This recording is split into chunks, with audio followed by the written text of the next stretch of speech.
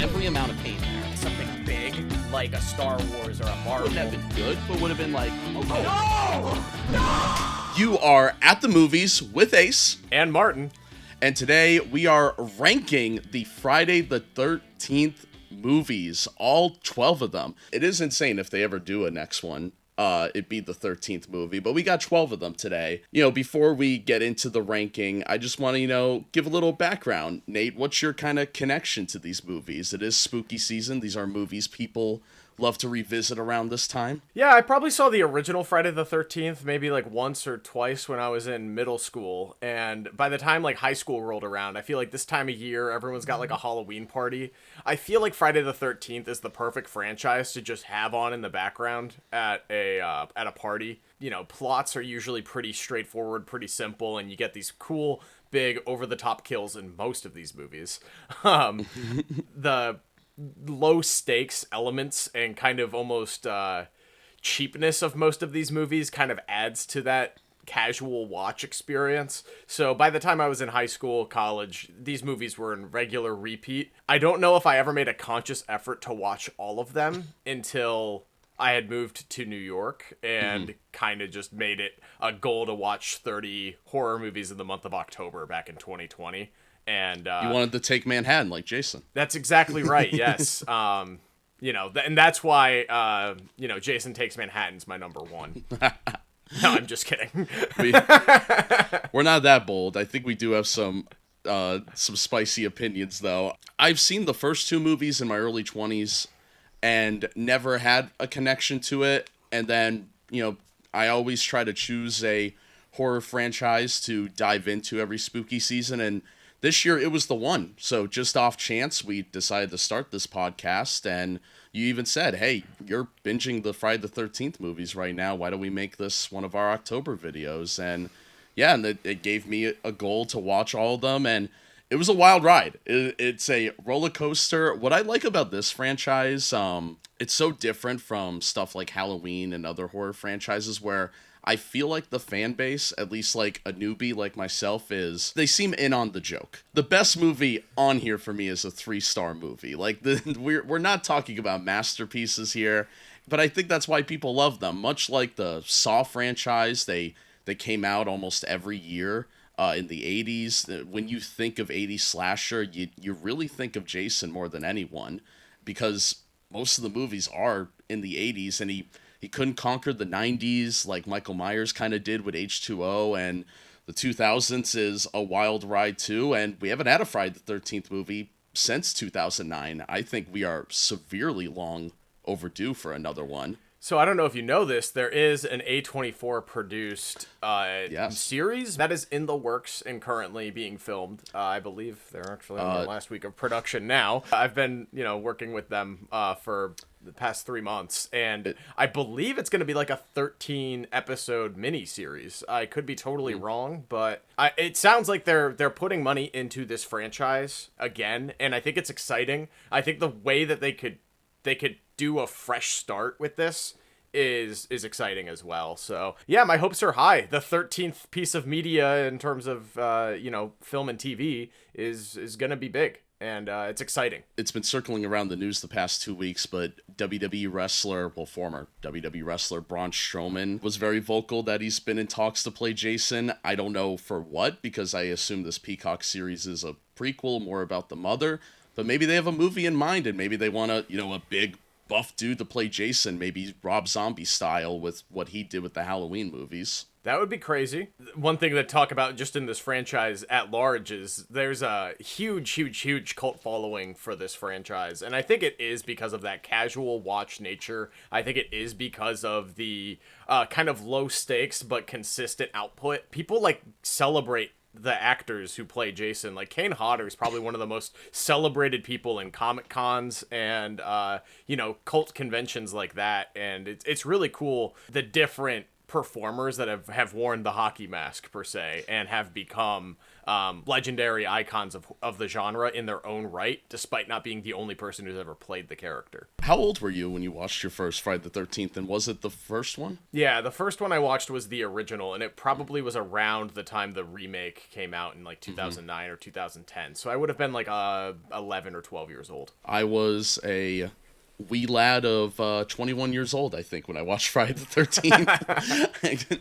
So I am definitely a late bloomer to this movies and the slasher genre in general. I mean, I didn't watch Halloween until 19 years old. And I think my my rankings will see, I kind of ranked it like what the best ones are to kind of present to people too, because I think this is a great gateway slasher, because it's not the greatest one, but it's not the worst one either because of the iconic moments. Especially, we did our Halloween review in the middle of my binge, so doing that and then watching, like, Jason Goes to Hell was a little jarring. Go from a John Carpenter movie to that was a little much. Yeah, no, these movies are still a lot of fun, and I think I'll be rewatching them in the future. But as for right now, in the year of our Lord 2025, we both have our definitive rankings. And what we'll do is we'll kind of go back and forth, and we'll kind of make a list with our opinions, and then at the end we'll debate more and rework our list. We're thinking is how we will do this, and it gives us a chance to kind of talk about the movies themselves as well. Yeah, that sounds awesome. How about you go first this time? I feel like I got to start last week with the Mount Rushmore. What's your least favorite Friday the 13th movie, Ace? I really have no idea if this is a hot take or not. My number 12 is Friday the 13th, Part 5, New Beginning. This one, I did not enjoy at all. It is the second of the Tommy Jarvis trilogy, as fans call it, where he's much older now. The timelines for this franchise are weird. He's sent to this, I don't want to say kind of this home, I guess you'd say, because it's out in the open. It's like a halfway house. Yeah, like, and the inciting incident is that this random kid who was eating like candy and he has it all over his hands pisses off one of the guys who's chopping a tree.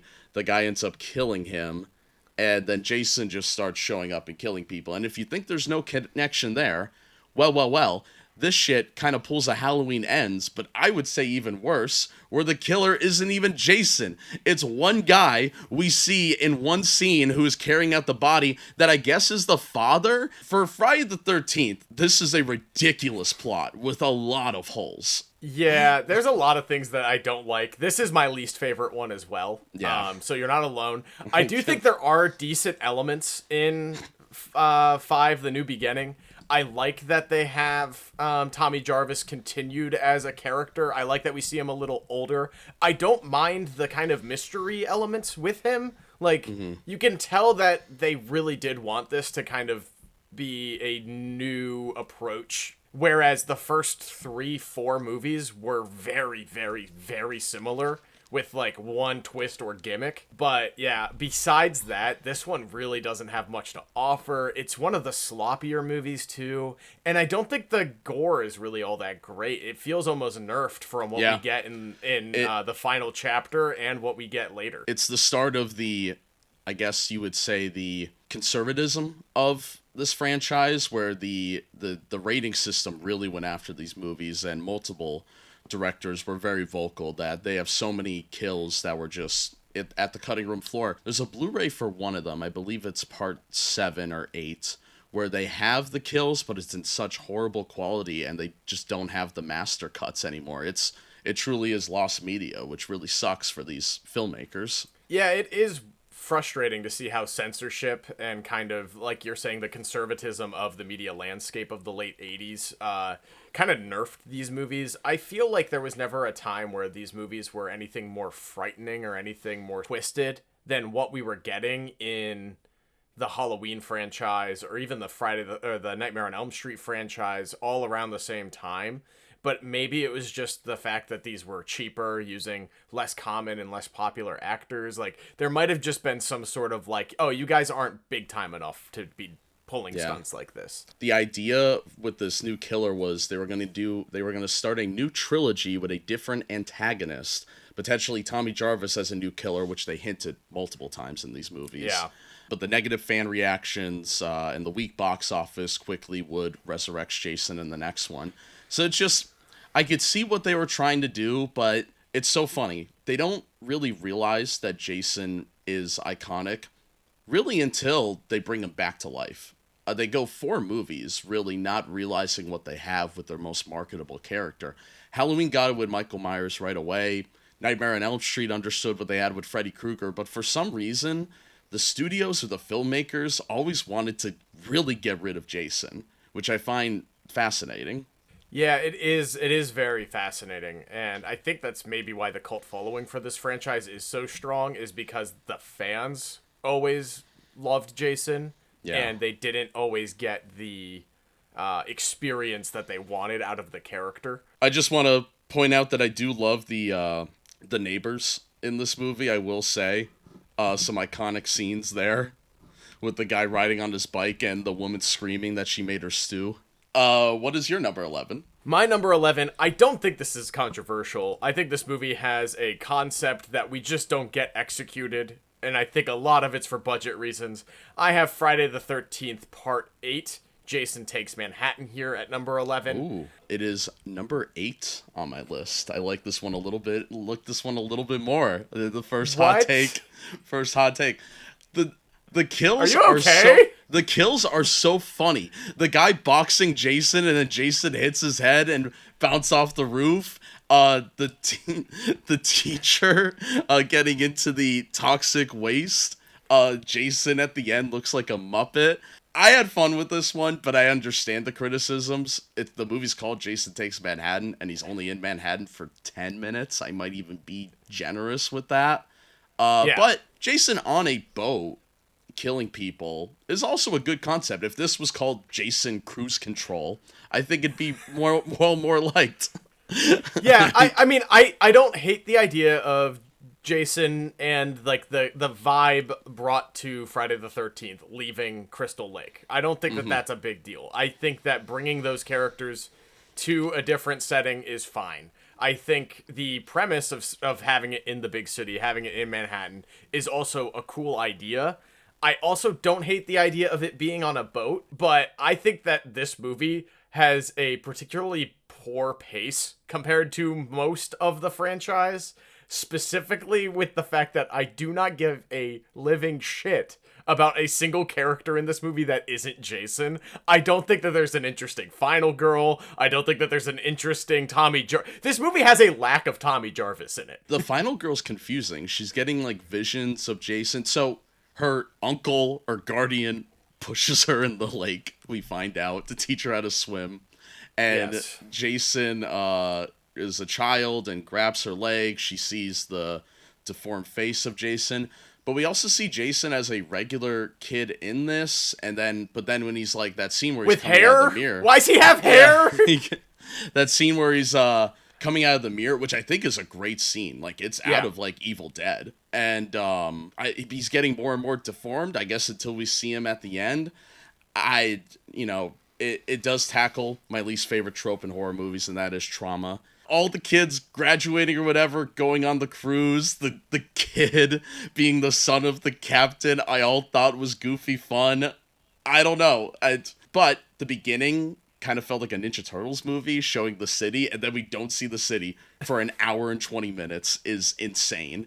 The budget was apparently just cut right in half for this. Yep. That scene where Jason punches that guy in the head, knocks off, was supposed to be in Madison Square Garden, almost like a boxing match. Oh, that would have been really fun. Yeah, and I could see why overall. I kind of got a soft spot for this one, but I understand why for a lot of people it's one of the worst. For me, this was one of the first ones I actually watched. I think it was like on cable or at a friend's house or something, and so we sat down and watched the whole thing when I was probably in like late middle school, early high school, and I remember like appreciating it quite a bit. But I have since gone back and watched most of the franchise a couple of times over at this point, and this one just doesn't have a ton of rewatchability. I do agree that the the strongest elements of this are the kills, and they are good, but they are more over the top and less, like, they aren't particularly gory.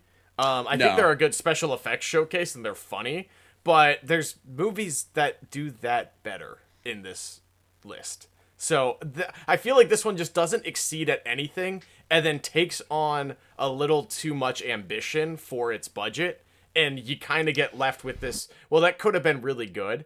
And I appreciate that it tried to do something new without compromising that horror icon of Jason. And that's why I do think it is a tier better than 5. A little Easter egg I found interesting in this movie is that when Jason goes to Times Square, which they shot in Times Square, you see the Batman 89 poster in it, which is a really cool time capsule. But it's interesting because Batman 89 is one of those movies that a lot of people will say that's the transition into the 90s. So it's kind of cool that this poster is in the movie because it is also Jason leaving the 80s. And the 90s, you know, we only get one Jason movie, so the 90s kind of leave Jason behind as well. It's an interesting little just time capsule thing I noticed. Awesome. Ace, what do you have as your number 10? My number 10, I wanted this to go higher, but I couldn't find a way to get it higher, is Freddy versus Jason. Here's my issue. Can I veto? Here's my issue with it is that this is Friday the 13th ranked. It is way more of a Freddy Krueger movie. Way more Nightmare on Elm Street. For sure. In when I was trying to rank everything, I'm like, well, in the context of this list, it definitely cracks the top 10, but I just couldn't get it any higher, even though I think this movie's a lot of fun, especially the last, 30 minutes is amazing. This is better than the fight in Batman v Superman. I didn't get my money's worth in Batman vs Superman, but I get Freddy vs Jason a hell of a lot more compared to other versus movies. I think I like this better than Godzilla vs Kong. Yeah. I like it more than Alien vs Predator. It does crossover cinema 20 years before it was mainstream. Ahead of its time. I have a huge soft spot for this movie, and I would personally I have it a lot higher. I think putting this at 10 is crazy. I do agree with what you're saying that this is 1,000% more of a Freddy Krueger movie than it is a Jason Voorhees movie. I think that works in its favor, personally. I think that helps because Nightmare on Elm Street, while maybe not as beloved by me, I think I prefer the Friday the 13th movies, has a more structured kind of beginning, middle, end to it, where the characters are the things that are changing. The environment and the plot doesn't really deviate too much. It has a very simple rule set that you can kind of plug and chug, and then throwing Jason into the mix elevates that for me. If this were the Nightmare on Elm Street movies ranked, I think this one has the same spot on my list. I think if we were ranking Nightmare on Elm Street, I think this would be a lot higher on that for me. That's fair. If I was ranking it better. It is so 2000s too, with the hair. We got frosted tips. We got the main chick is dressed like Britney Spears the whole movie. I'm the like, acting oh my god, is so MTV coded. We have the Jay and Silent Bob ripoff. You're right. It is MTV. When you think of this movie, you think of MTV in that era. I liked, while doing some half-assed research, I didn't know they did a weigh-in for Freddy, in costume. They had a weigh-in of Freddy and Jason, a UFC fight. That's so cool. Movies do that more. Why didn't Batman and Superman do that? Come on, Snyder. I bet the marketing for this was awesome. I wish I wasn't 4. If I could turn back time and go to the multimedia marketing campaign for Freddy versus Jason, that would be pretty sick. Yeah, okay. We'll talk about it a little bit more later. I do have it a lot higher. There's so many scripts in it too. Lost scripts in the 90s. As we'll see in a future movie when they hinted at it. Okay, that was my hot take. What is your number 9? So the lowest movie I have left that I think needs to be placed here is Jason Goes to Hell. Yep. I have that at number 10 on my list. So I think it could work in our number 9. It's number 11 on my list. But I was just I was just going of what I had at my number 10. You agent of chaos. Why would you do this? So we'll rework the list. But yeah, I just went by what was my number 10. So because part 5, Goes to Hell and Freddy vs. Jason are my bottom 3. So Freddy vs. Jason did make my top 10 on my personal list.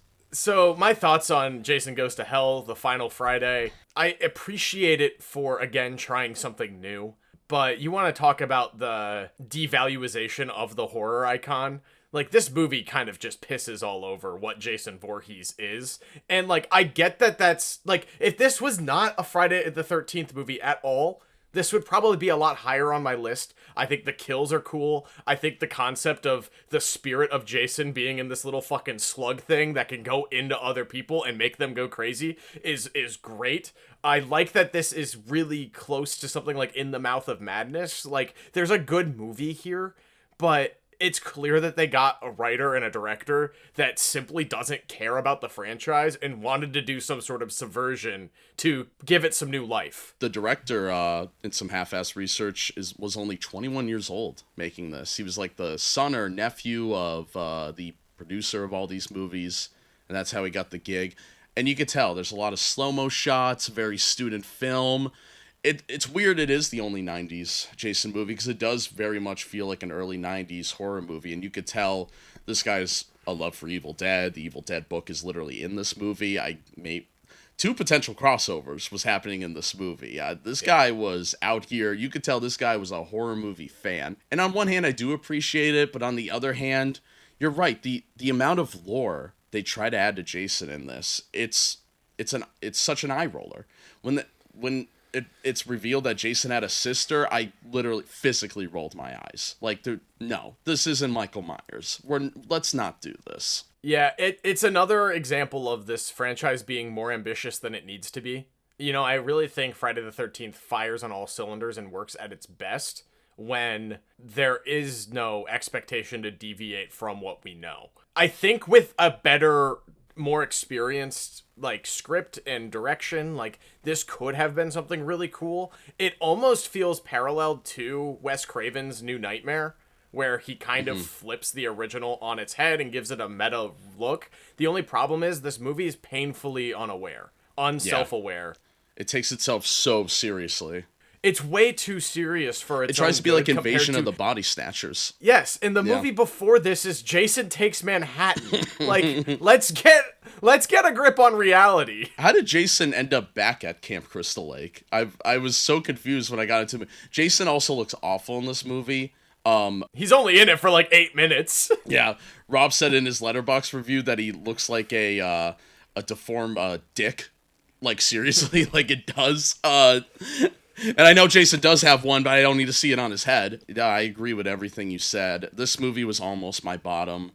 What saves it is Jason's in it, and I think it has an incredible ending shot with Freddy Krueger. That's one of those moments where I wish I was in the theater packed with fans to see that, because from what I've read, that was a genuine surprise by everybody. I think another strong element the score of this, sucks too. The score's bad. The music's so bad. But another strong element to Jason Goes to Hell, and the reason why it's not at the very bottom of my list, is this movie kind of has that 90s sensibility to gore. It seems like that maybe it was because the director was a producer's nephew, or, you know. It's kind of like Alien as well, with the little creature running around. Definitely an homage to that as well. Yeah, this one's more of a bloodbath than you would think. And in like a kill compilation kind of, like watch of this film, it's pretty good. I mean, there's some good gory kills. There's a lot of really big over the top murders, and it's fun to see those murders happening with that Friday the 13th kind of delivery to them from characters that aren't Jason for the first time since 5 at this point. So it's been 4 movies.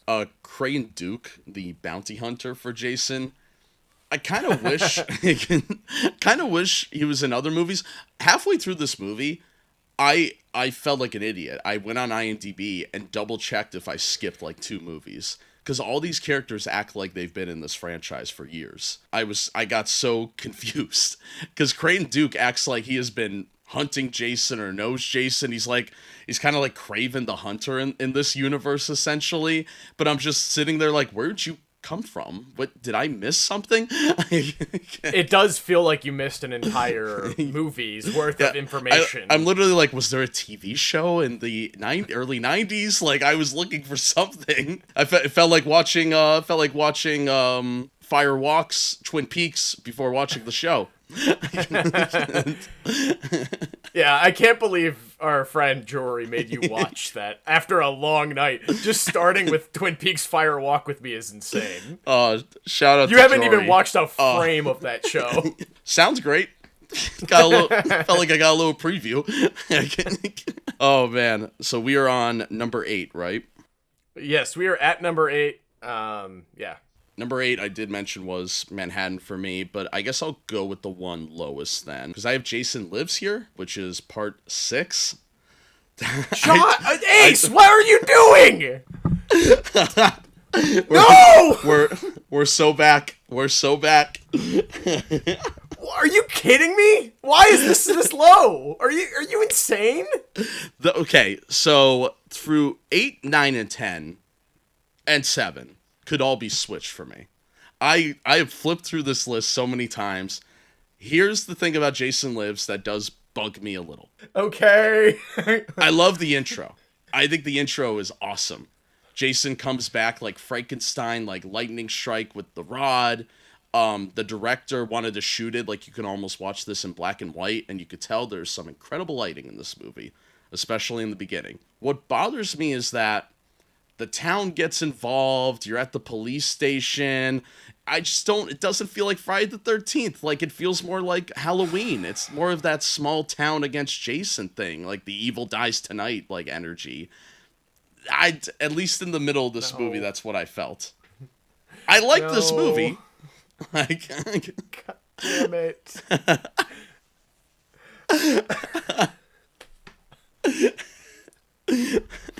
I love this movie so much. Jason Lives is the peak of this entire franchise to me.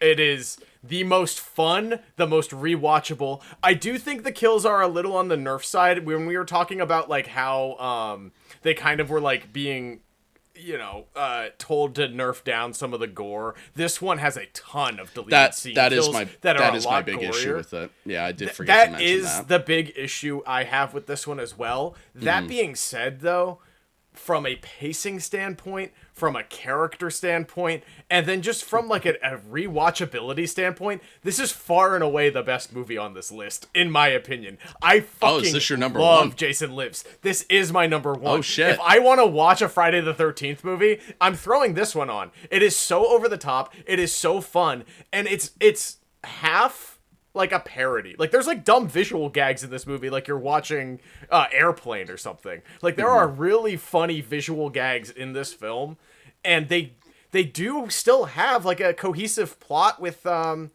continuation of it's Tommy Jarvis and trying to track Jason. He's got a girlfriend, and the girlfriend's dad's the police chief. Like, I like all of those elements. That felt very Halloween-y to me. I don't know, son of the cop, or daughter of the cop. I'm cool with that because I feel like it makes sense for the scale to grow a little bit outside of this damn summer camp, and this is a more logical jump than it taking place on a cruise ship.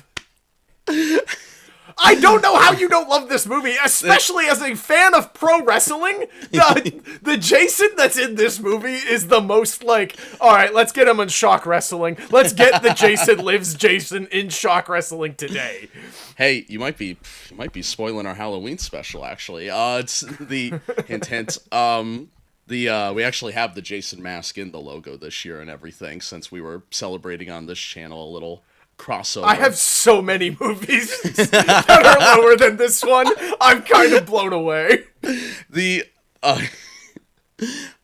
definitely gonna rework this list, but it is sitting at number 8 right now.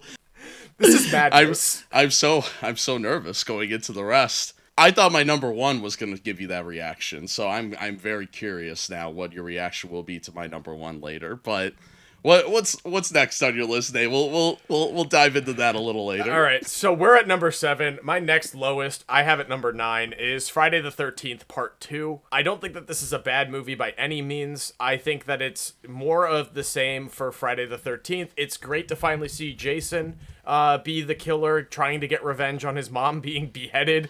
I think that there's interesting stuff here, but besides the few characters that carry over, you've got like that old dude that like has like the little like shop, and then there's like that one lady. There isn't a ton of like continuity. It just feels like we're doing it again, which is fine. I think in some ways the kills and the pacing having increased a little bit from the first one, and that's because it stops trying to be this like mystery, because we know who the killer is the whole time, and so it allows it to be a little bit more fly on the wall, and you kind of get to just observe this story with new characters in it, and I think that's fine. I think it's a little safe as a sequel. I think it's a little less fresh as the first one, but it is just another Friday the 13th movie, and it's weird to see that in hindsight with where this franchise goes, to just see something so similar to the one before it, because none of these other movies are that similar. They just have the bones and do it in a different way. I have this at 9. Oh, interesting. So I have it at 5, but honestly, there's 2 movies before it that I could, move up the more I think about the list. I kind of have it at 5 just because it is the intro to Jason, and I do like the kills in it. I don't really have a big attachment to it either. And I really like the ending with the corpse of the mother and the final girl putting on the sweater. I think all that's really cool. I also think it's cool that the group of campers that went to that bar didn't die. They just chilled at that bar.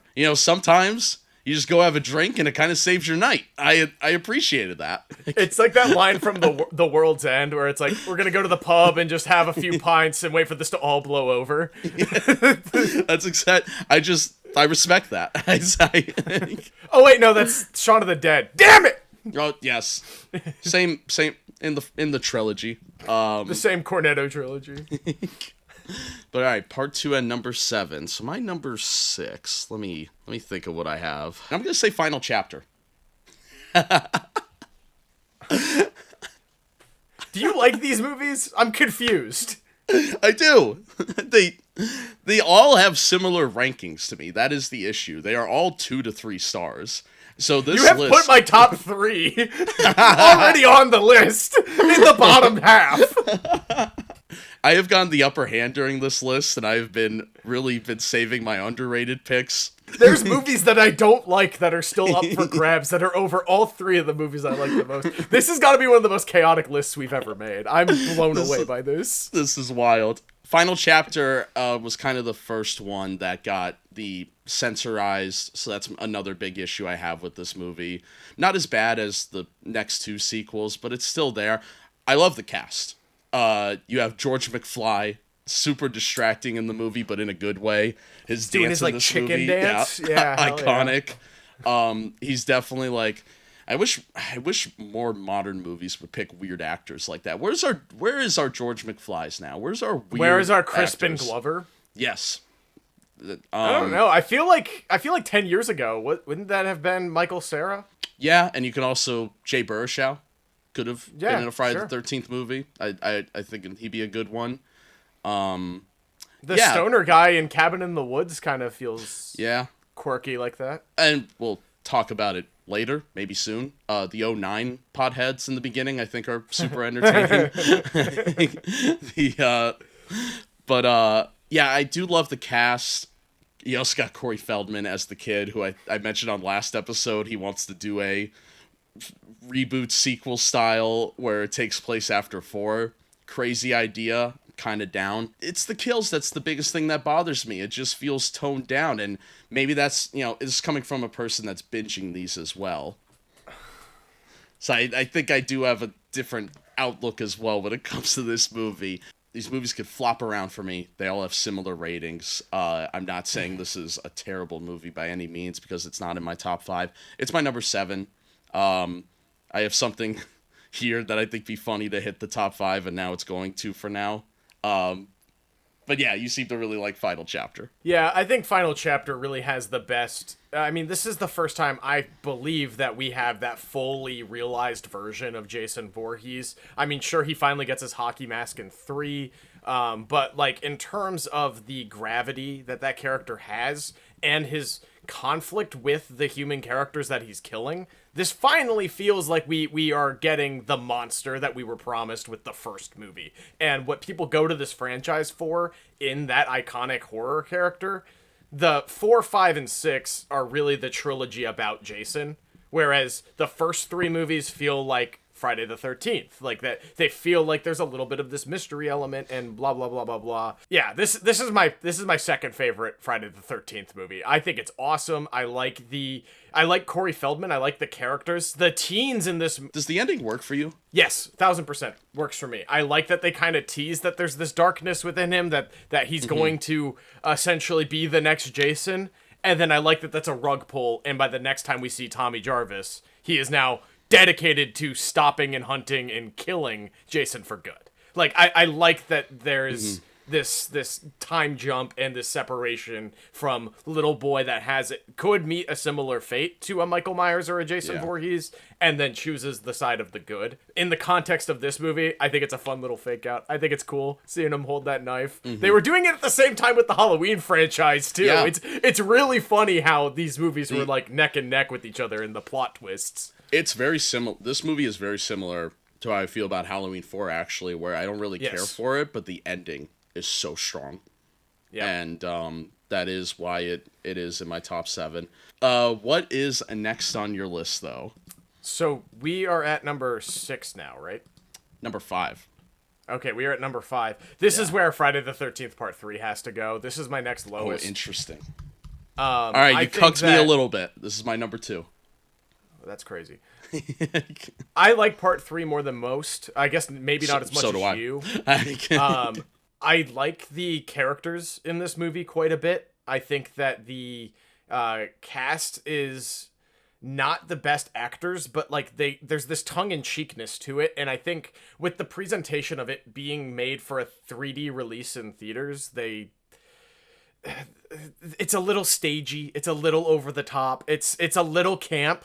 They shot this in California, and you could tell.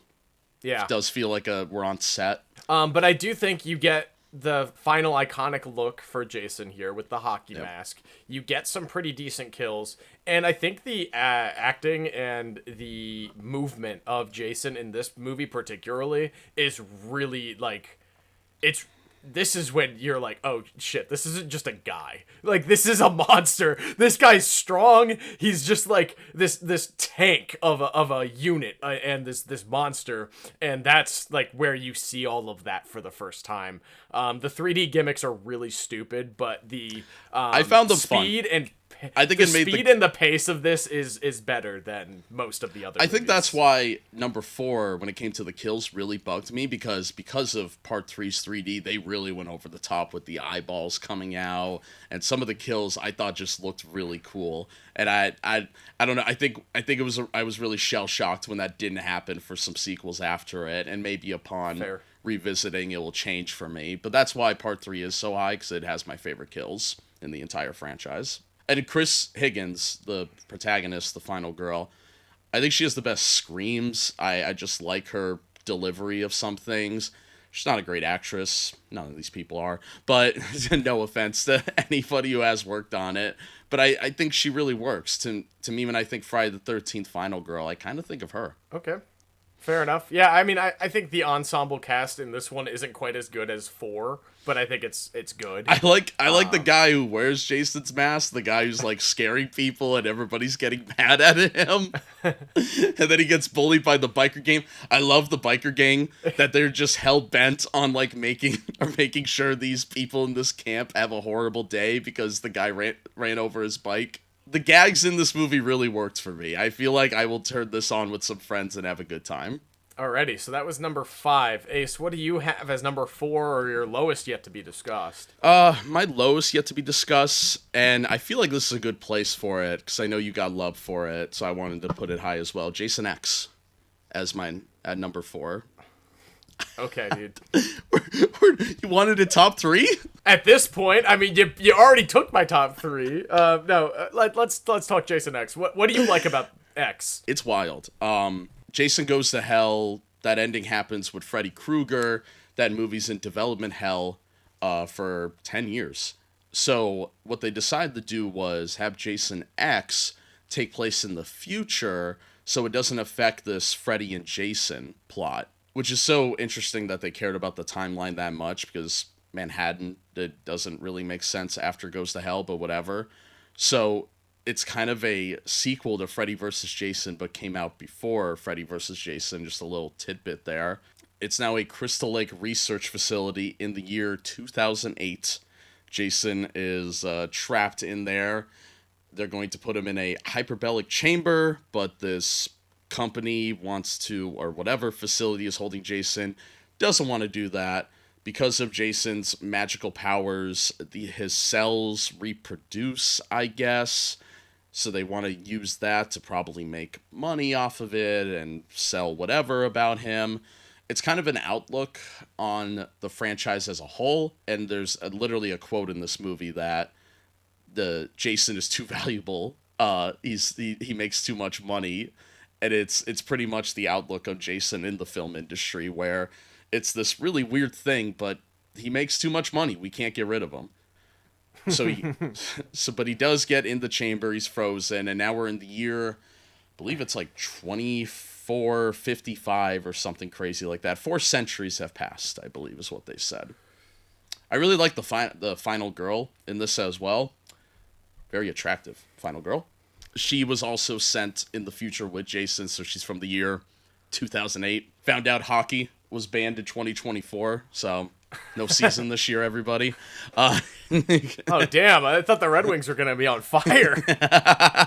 But I'm curious to what you think, 'cause you seem to have a love for this movie. I love this movie. I think it's got the best kills in the franchise. I think it's finally them taking the gloves off and just letting it rip. Like, this movie is so stupid, and it's so fun.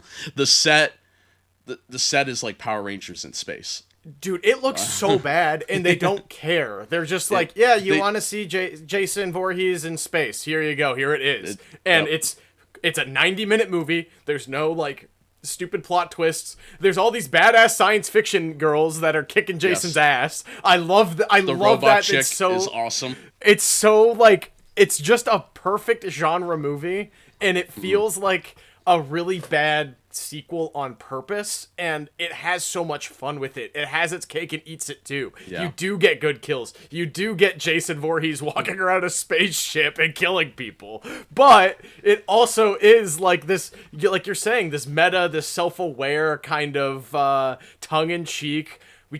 Jason makes too much money. We can't get rid of him. Like, it's so on the nose. It feels almost like if Paul Verhoeven from Starship Troopers and RoboCop got a Jason movie. Like, it is ridiculous. It's not like a masterpiece by any means, but in terms of the movies on here that I watch most frequently, X gonna give it to you, dude. This is like a top 3 rewatchable. On my personal list, it's number 6, but I thought that was going to be too high. I didn't know your feelings towards this, so I kind of wanted it in my top 5. I have it at 5. Okay, cool. I have it at 5. So we're around the same wavelength here. We're finally starting to agree a bit. I love when they use that video game thing, which Jason's kills in the video game was really cool, and then they do the 80s Crystal Lake, and you have the 2 topless women going, let's go have premarital sex. The self-awareness is so good. And I had a lot more fun with this than I did. I was kind of, not that I was dreading it, but I was like, okay, Jason in space. What could happen here? I really didn't know what to expect, so I try not to watch any trailers or anything, watching old movies. I kind of just want to go in like somebody also would have in 2001 or whatever, and maybe saw one trailer of it while they were in a theater, and that's it. Because that's the thing, too. Our oversaturation of trailers is insane. I think if I just saw one snippet of this, I'd be way more excited than if I saw it a million times on YouTube. I'd be like Jason in space. Like, I'd be so fascinated by it. Like, I would have to go see that. Most expensive Jason movie as well. Highest budget. Interesting. I guess until I could Freddy see it. versus Jason, if you count Oh, Freddy okay. and Jason. Okay. Yeah, I was about to say, interesting. I'm I surprised think it this has a is higher budget. yeah, I think Freddy versus Jason is in like the 30, 40 million, and this one's like 20 million, which is a lot for a Friday the 13th movie. My next entry, the lowest that we have yet to discuss, is the 2009 Friday the 13th remake. This is number 7 on my list, and I'm placing it here. I like this movie. I like this movie quite a bit. I think it, for a reboot, especially of a horror movie, or a remake of a horror movie, I think it is better than it could be, and it's better than it maybe should be. I like how much of a monster and how much of a beast that Jason Voorhees is in this, instead of being this like strong, unstoppable force. He's like fast and like feral, and there is no like mystery at all happening at all in this movie. It's just nope. Here's the killer. Here's Jason Voorhees. You want to see him kill a bunch of teenagers? Boom, here it is. I also think that the ensemble cast is better than most of these movies. I like the teenage characters, especially the 2 stoner guys are really funny. I'm glad you shouted them out earlier. The beginning got me. I thought that was the movie, like that first. Like I guess you'd call it a epilogue. I was not expecting Friday the Third, or a prologue. Was not expecting Friday the 13th to have a prologue in any of these movies. It was quite interesting. This is my number 1, and I thought this was going to be my spiciest take of the video. That is a pretty spicy take. For me, I didn't know anything about this movie. Completely over my head. I wasn't into horror in 2009. I had friends that were, so I'm surprised this never was even talked about. But it seems like this movie completely missed the zeitgeist. And I watched the movie without knowing anything about it, and I'm like, I really like that movie. And I go on Letterboxd, and I see a lot of my friends rated it really high, like some 4 stars. To me, this is the best movie you could just show anybody, and you get Friday the 13th. You get, you get the greatest hits, essentially. It's an homage. It's a love letter without being a legacy sequel, which I think is really cool. Is it better with the knowledge I have of the other movie? Sure. But I also feel like this just is the most accessible one. That doesn't make it the best, but to me, this is just quintessential what I want from a Friday the 13th movie. If anything, I wish Jason had a little more animation to him. The last shot sucks. A lot of these movies' last shots are not the greatest anyway, but I don't know. This one, I think, just really worked for me. Upon rewatch, maybe I won't care as much, but I feel like maybe it already has a cult following, but I could see it having a bigger cult following, like people my age who, didn't grow up with any of the Friday the 13th movies and maybe saw this at like 11 to 14 years old.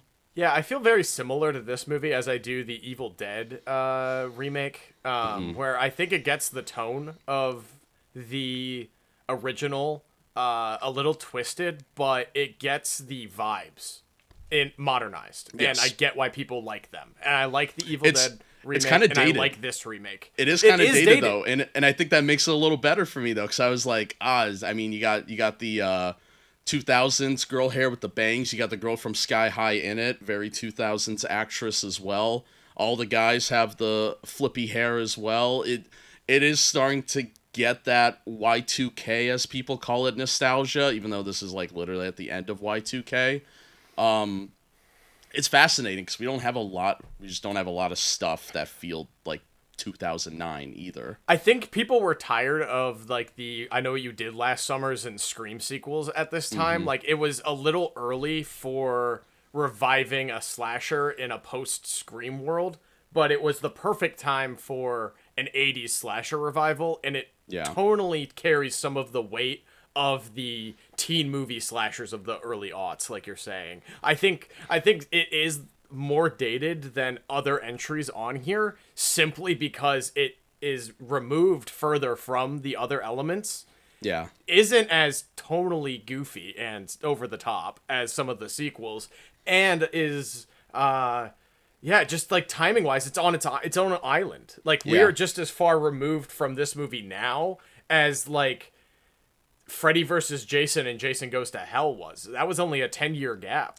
I honestly thought this was going to be like a Rob Zombie, because with it being so close to those movies, Yeah. I thought that's what I was getting, and I was like, no, I think I just got in my mind, I don't know if elevated's the right word, but just like just a very, very good Friday the 13th. Like, this is just really solid for me. Yeah, it's modernized for the time that it came out, and we haven't had a more modernized take. I do appreciate that it isn't I would have a loved the legacy sequel to this. I love that it isn't a legacy sequel. I Yeah. would have watched a sequel to this too. I would have watched a sequel to this before I watched a second Rob Zombie Halloween movie. Yes, Fuck that. definitely. Fuck that movie. We'll talk about that some other day, but I'm sorry. Rob Zombie is just not a good filmmaker. He's got one good movie. No. One! Who did direct this? Marcus Nispel. Oh, also directed the 2003 Texas Chainsaw. So I could see why I got this gig then. It's so weird, because you're right, it is on its island. You can't do a sequel to this anymore. Too much time has passed. You would have to reboot again. But yeah, just a lot of missed potential. Would have loved to see this universe's Tommy Jarvis. Would have, if they were going to go that route. Like, there's just so much cool opportunities there. And one that I think this is a perfect one to show people, though, because it's so hard to explain Friday the 13th to a casual viewer. It's like, so this one doesn't have Jason, and he doesn't have his mask in this one. Here's the third one, but, you know, the better stuff's in this one. Like, this one, it's like, you get a basis of everything. It plays the hits. It fine-tuned Friday the 13th. Yeah, I totally agree with that assessment. I don't think I like it as much as some of these other movies, but I think it is a pretty valid entry. I believe it's your turn for number 2. Oh boy. I have Friday the 13th Part 7 as my next lowest. I kind of hinted at it on last week's episode when we talked about the Rushmore, the final girls on my Rushmore. This movie is a hell of a lot of fun for me. In an era where the kills were really censored, they had an incredible idea of, like, what if Jason just kind of faces a superhero, essentially? This girl has telekinesis powers. When she has trauma, it causes her to kill her dad. He crumbles through a bridge. Jason looks awesome in this movie. He's got the exposed spine. At this point, Jason's a zombie that's gone through all this stuff. We're 7 movies in. The creature design is amazing. I love how he looks in this movie. The finale where he's lit on fire is incredible. Like, he's essentially fighting a Jedi in this movie, and maybe that's why I love it. It is the shirt I have on. You can't really see it on this angle, but it says Part 7 at the bottom. I love this movie. This is the one I think I'm going to revisit a lot. Yeah, this is a great pick. This is in my top 5. I love this movie. I do think the pitch of it being like, oh, what if it's like, I don't know, Jason versus Carrie. Like, let's do like something new. Let's bring in another character that can have the same like gravitas as Jason, and then pin them against each other. You know, I think there's elements of that work really well. I think we do have a nerfed Jason in this movie. Like, he's kind of getting his shit rocked, but it is, like you're saying, an interesting way to take the franchise to keep it fresh without changing too much, without changing the setting, without changing elements of it, and also they're under censorship and haven't been able to go as gory as they wanted to. So if the gore is against a monster, then it's like, okay, fine, fuck it. Yeah, you can beat up Jason, this weird zombie with an exposed spine. Poor kid. Once I figured out what this movie was about, I went, okay, now I understand how he ended up in space a couple movies later. Like, we just got really weird all of a sudden. The story of the doctor trying to almost profit off of her, and the mother, they're all at this house. The evil therapist I thought was really entertaining. The kids that are neighbors, worked. You gotta have that in one of these movies. And yeah, the kills aren't the greatest, but it is overshadowed by a fantastic set piece. Like, I just can't praise the third act of this enough. The only weird part is the father coming out of the lake and dragging Jason. I don't know what that's about. There's behind the scenes where he was supposed to be a zombie, which would have made a little more sense. Like, maybe he got the same curse as Jason, but it's not. It's just straight up the father. Couldn't tell you how that happened, but it's still a really fun movie. I got a kick out of it.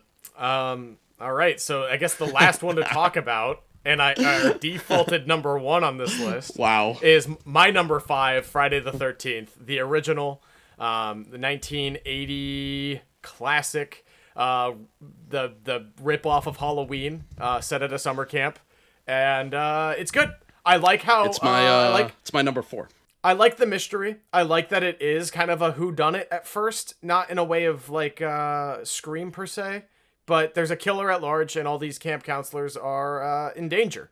I like how it gets to the point a little quicker in the kills and in the gore than other slashers around this time, specifically Halloween. You know, you get to what the meat of the story and the kills a lot quicker, probably 30 minutes quicker than you do in Halloween, which is what you're here to see. I like how the twist at the end happens. I mean, it's cool to hear it's this. a very strong twist.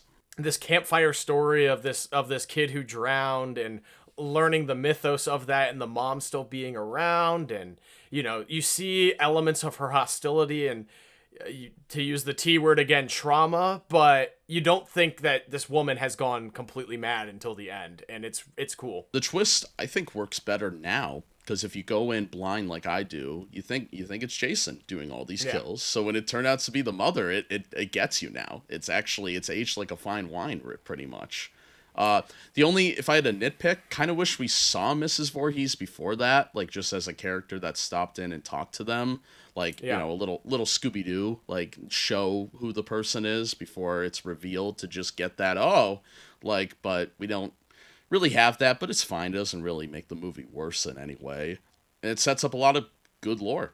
I think it's nice too. The twist is almost Hitchcockian in a way, in a movie that is so exploitive. Like, oh, we got to make a cheaper version of Halloween and get that out in theaters ASAP. Like, there's this almost like canon, like borderline exploitation film presentation to it. That's like, this is a cheap movie. This is a cheap movie that's trying to make money in the same way that Halloween did, with a small budget and make big box office returns and spawn a franchise. And that's what they did. But there was a good enough script there to develop at least the antagonist at the very end and give people a little bit of a roller coaster ride.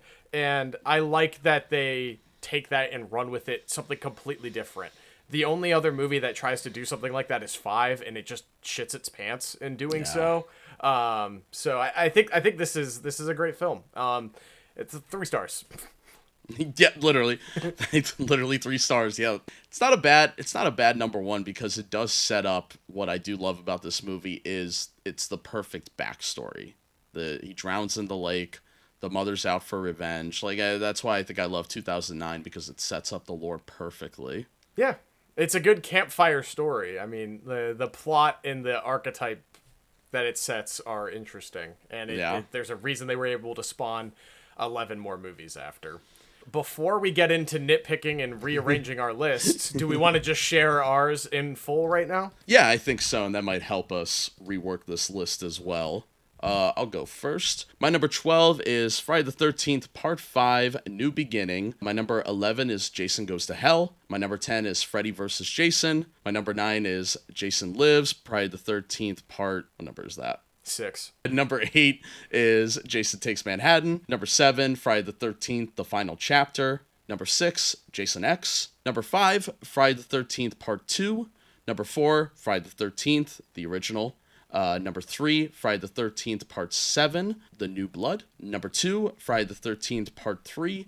And number 1, the Friday the 13th, 2009 reboot. My list is number 12, Friday the 13th, Part 5, A New Beginning. Number 11, Friday the 13th, Part 8, Jason Takes Manhattan. My number 10 is Jason Goes to Hell, The Final Friday. My number 9 is Friday the 13th, Part 2. My number 8 is Friday the 13th, Part 3. Number 7, we've got Friday the 13th, 2009. At number 6, Friday the 13th, 1980. At number 5, Jason X. Number 4, Friday the 13th, Part 7, The New Blood. Number 3, Freddy vs. Jason. Number 2, Friday the 13th, The Final Chapter. And, in my opinion, the best, the number 1 Friday the 13th movie is Jason Lives. Wow, that's one of the farthest apart lists I think we've ever done. That's wild. That really shows how close these movies are in rankings, though. Absolutely. Like you could convince me tomorrow that Jason Lives is number one. Like it wouldn't take too much. It's simply the rewatchability of it. Like, if I'm gonna throw any of these movies on, if I'm in like a mood to watch a slasher, I'm throwing on Jason Lives. It's so over the top. It grabs your attention in a way that most of these other movies don't. The opening is so good. It's lightning fast, and like the stupid hair metal music and everything like that. It's just so fun. I could watch Jason Lives every day of October. In the era of like re-releases and director's cuts becoming more apparent, I would love a black and white version of it that the director really wanted to do. I think that'd be a really cool like Blu-ray extra. I'm in this movie club here in New York. I haven't been super regularly, but whenever they have an event that I want to do, it's called the Astoria Horror Movie Club, and they did this thing where they had an editor come in who had made a cut of Friday the 13th all as one movie. It was every single kill featured into one beginning, middle, end narrative. I don't think he included the remake. I think that'd be tough. It might have been a like a segment, like a montage, but like a dream sequence. But like the rest of it follows one story, and they use Tommy Jarvis as the main protagonist, and everything in the first two movies is like a prologue. And it was 95 minutes long, and there's a kill every, like, 3 minutes. There's montages of just... They get through Jason Takes Manhattan in 4 minutes, and it's diabolical. Awesome. It's awesome. It was a really good watch, and if I could find the link, I think it's sitting on Google Drive because this guy can't release it at all under any capacity. But it was really well done. He did like an original score. He added some new music, new sound effects, took elements from the master or from like the DVDs and Blu-rays that he had, and was like, I just want to mess around with this and make something new with art that I already like. And it's really cool to see a fan edit of any of these, even if it's just a montage. It's awesome. Really a good time. I see why there's a celebration to this franchise. No, I can see why it has a fan base, and I mean, make me a fan, and I guess I consider myself a fan too. I'm really interested on the lore. I was watching a lot of YouTube videos too, like doing research on this video. You could go down a rabbit hole with this franchise. Another thing about Jason Goes to Hell that I forgot to mention, so once again, try to go into these movies blind. From the title, I thought I was going to see Jason in hell. I thought he was going to fight creatures in hell. Like, that's what I wanted. So I was really subverted in this movie. Like Jason's Inferno. Yeah. Like, I was looking forward to it. I was like, because I'm thinking to myself, well, he's going to end up in space after this one, so might as well be in hell. I don't know. But, yeah, that it's really not what I think the movie just threw me off to that extent as well. Also, one thing that we didn't mention, in Freddy vs. Jason, the way that the kills happen, they are fun, especially the ones that Jason does, in my opinion. But it's so over the top. Like, characters go flying. I think what threw me off, too, is that Freddy Krueger narrated half the movie, and then he just stops. You can tell that, like, they had Robert Englund on board to do this. And then, like, they're like, yeah, this is going to be great. I wish that they had Kane Hodder on board to do this as well. I think scheduling-wise something came up, or some sort of licensing thing. One of the producers didn't want Kane Hodder. But if they had the most iconic versions of both of these characters, I think there would have been a little bit more in the favor of this being a Friday the 13th movie. The diner bartender, chef, whatever you want to call him, I believe is Jason in Freddy vs. Jason, with little weird coincidence there. He's a lot taller than the original Jason actors. Like, and maybe they just wanted somebody really opposing over Freddy as well. That's probably true. Yeah. They wanted someone built like a brick shit house. Like, 6 is almost a parody of the franchise, and then 7 is like, hang on, let's reel it back in a little bit, let's get earnest, but then it's Carrie! And I think for a lot of people, 5, 6, and 7 are the definitive, like, the most Jason movies. Like, those are the best looking Jasons. So I think those being our 1 and 2, I think really works for this list.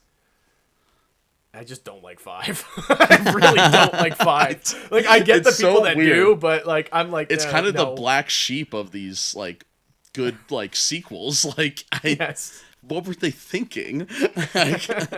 All right, let me read the final list. We got number 12, Friday the 13th, Part 5. Number 11, Jason Goes to Hell. Number 10, Jason Takes Manhattan. Number 9, Freddy vs. Jason. Number 8, Friday the 13th, Part 2. Number 7, Friday the 13th, Part 3. Number 6, Jason X. Number 5, Friday the 13th, Final Chapter. Number 4, the original Friday the 13th. At number 3, the reboot of Friday the 13th in 2009. Number 2, Jason Lives. And number 1, Friday the 13th, Part 7, New Blood. Wow. I think this is a great list, actually. We did it. This was a good compromise. People are going to be pissed. But at the end of the day, you and me, we agree on some things. And Yeah. I think it's very funny to say, like you've been saying, these movies are all pretty close. And it's not like any of these is like a secret masterpiece. Somebody could make a giant 1-hour video tomorrow why Part 5's the best. You wouldn't convince me that it's number 1, but I'd be like, oh, no, maybe. I'll hear you out. I'll rewatch it. I love franchises like this where there isn't a definitive one either. Like, you can actually talk about it in that. Especially in horror, you get that a lot. It's, like in Star Wars, it's hard not to argue it's one of the first 3, and that's it. That's kind of the end of your conversation. This goes everywhere. It depends what era you're born in. It depends what your first one was. This was a fun one. This was a good first, ranking video of this show, I think. Yeah, no, I was not expecting us to be so spread out in terms of our love for these movies, but I hope everyone enjoyed listening. What is your ranking of these movies, or maybe just the ones 12. you've seen if you haven't seen the entire franchise? Let us know which ones you really like. What's the best one to you? Let us know. Comments down below. Maybe they got a soft spot for the video game as well. I never got to check that out, but I know The game's a lot of people our age fun. love it. Yeah. But yeah, this has been At the Movies with Ace and Martin. And before we leave, Martin, you are recommending a movie for next episode. What do we got? I'm ready to eat. Not only do I want you to watch this, I want others to check this out as well. I am recommending a bit of a horror movie classic, at least in the modern sense. One that I don't think you've seen before. I'm going to go with Rosemary's Baby, the Roman Polanski film. Okay. It's been on my watch list forever. And that also prompts a question that I asked, because I knew it had been on your watch list for quite a while. Yeah. I asked over on our Discord server for the Shockwave Sports Discord server. Yeah, I believe that's what it's called. I'll drop a link if anyone wants to join. What's a movie that you had your watch list for the longest before finally checking out? And was it worth the hype? So we're going to answer that question and talk about Rosemary's Baby next week on At the Movies with Ace and Martin. Hell yeah. Yeah, make sure to check that out next week. And a couple of quick announcements in the Shock universe as a whole. We're going to be doing a Halloween special on October 31st. Shock Wrestling will also have a Halloween special and a Friday Night Strike jam-packed. And then the next day, I have decided on the day of the 20-year anniversary of Battlefront 2, the original, I will be streaming it on my first ever Twitch stream. I'm going to try to do a long-ass stream to celebrate Battlefront 2, and I might have a video about Battlefront done by then for all of that. And yeah, jam-packed content week, Halloween weekend for you guys, and on November 1st. So stay tuned for all of that. Wanted to make sure everybody's on board for that. And yeah, man, I can't wait. Big month. Absolutely. Thank you again for watching, and we'll see you next week. See you all in the next podcast. No outro yet.